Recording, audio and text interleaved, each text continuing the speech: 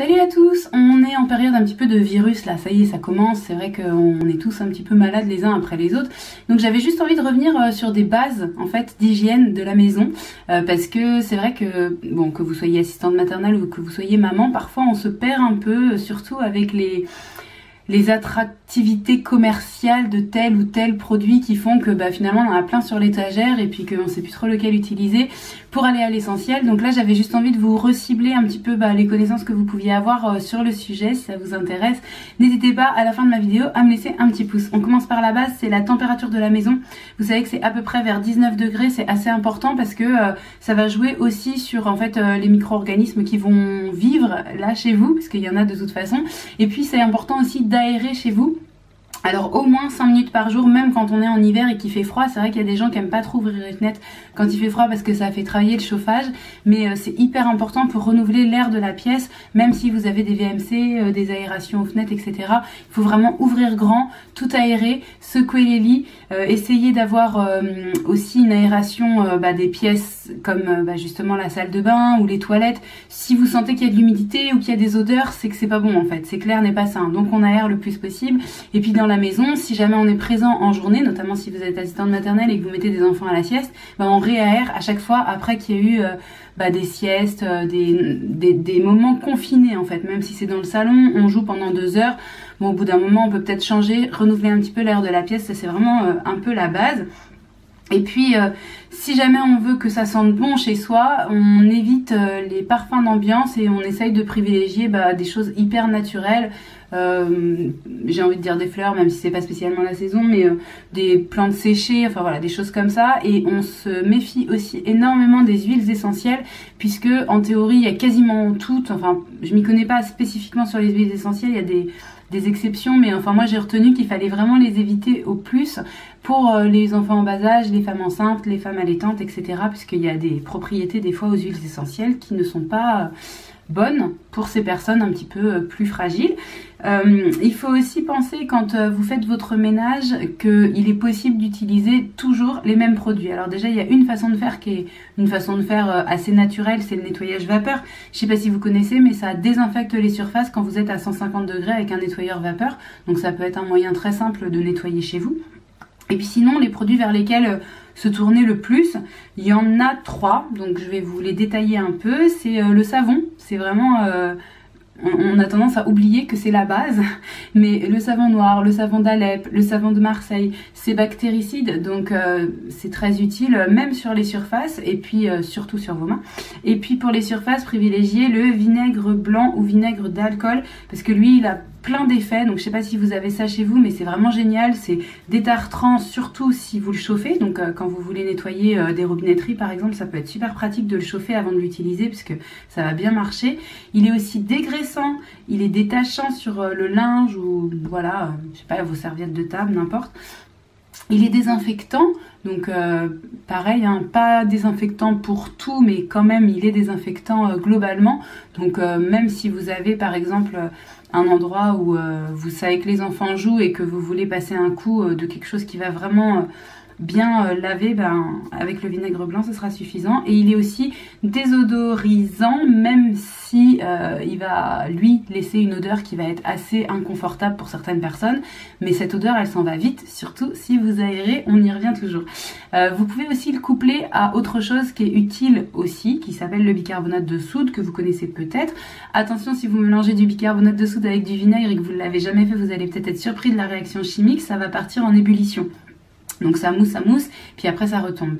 Donc ce qui peut être pas mal, c'est dans un flacon, en laissant une bonne marge, de mettre un fond de bicarbonate, de verser du vinaigre dessus, vous attendez que ça mousse, vous diluez avec un petit peu d'eau et ça vous fait un genre de spray nettoyant pour pas mal de choses. Donc le bicarbonate de soude, il est abrasif, donc ça veut dire que si vraiment à un endroit il y a des choses, vous savez, qui ont attaché, qui sont un peu incrustées, alors ça marche par exemple sur la vaisselle, mais ça peut aussi marcher...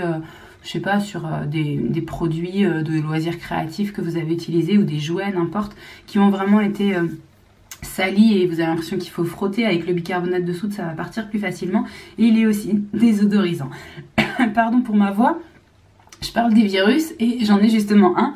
Donc là, je suis un petit peu... pas aphone, mais un peu en dessous de mon volume naturel. Voilà pour les 3 produits, donc savon, vinaigre blanc et bicarbonate de soude, qui sont vraiment des produits en fait qui peuvent servir quasiment à tout. On peut quasiment tout faire avec ça.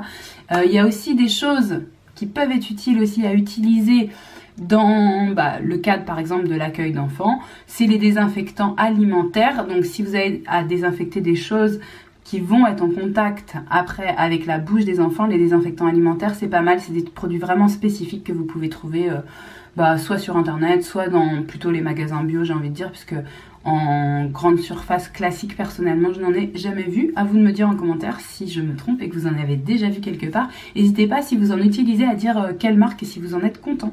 Parce que moi, je connais que ceux qu'on utilise à l'hôpital, en fait, où je travaille, au centre de rééducation où je travaille.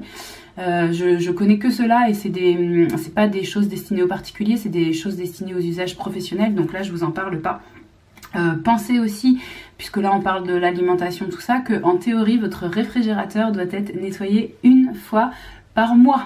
Donc ça paraît beaucoup, enfin moi personnellement j'ai du mal à m'y tenir, mais bon c'est bon à savoir, parce que quand on est à 1 fois par an, on se dit bon peut-être que je vais augmenter un peu la cadence, au moins pendant l'hiver et la période des virus. Non pas que d'habitude il n'y a pas de virus, hein. Je ne suis pas en train de dire qu'en été il n'y a pas de virus, c'est juste qu'en hiver on est plus sensible, on tombe plus malade, et donc du coup peut-être qu'on peut faire plus attention à l'hygiène de chez nous, même si ça n'empêchera pas les virus de venir, mais ça empêchera au moins aux bactéries de proliférer. Ensuite, qu'on soit en train de passer l'éponge sur une table ou de passer la serpillière par terre, il faut aussi avoir en tête qu'il y a un mouvement à réaliser qui est un mouvement en S. En fait, si vous avez votre éponge là, on va dire que le bord de mon éponge intérieure il est là. Si j'ai mon éponge comme ça et que je fais des mouvements comme ça, à chaque fois en fait la saleté que j'ai emmenée là, tac, je la ramène, tac, je la ramène, et là ça va pas parce qu'en fait à chaque fois je vais la reposer au bout. Je sais pas si vous me suivez, mais je vous assure que c'est vrai.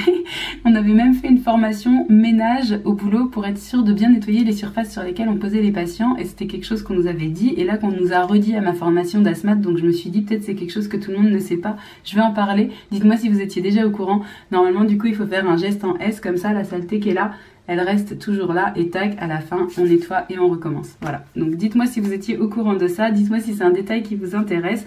Moi je trouve que c'est intéressant à savoir. Il y a aussi, si on veut utiliser d'autres produits que ceux que je vous ai cités, quelque chose sur lequel il faut être vigilant, sont tous les signes, les symboles de danger qu'il peut y avoir sur les produits. Si vous avez quand même envie d'en utiliser un autre, regardez quand même les symboles de danger, il y en a 4 qu'il faut éviter. Il y a un petit symbole avec un bonhomme et un peu de l'électricité blanche là qui part dans tous les sens au niveau de son cœur. Il y a un symbole, donc c'est des symboles triangles comme ça aussi avec une tête de mort, donc là on se doute que c'est pas très bon. Il y a aussi toujours dans un losange, le symbole avec un petit poisson qui est en train de mourir, un petit arbre qui est tout noir et enfin voilà, on voit que c'est dangereux pour la nature.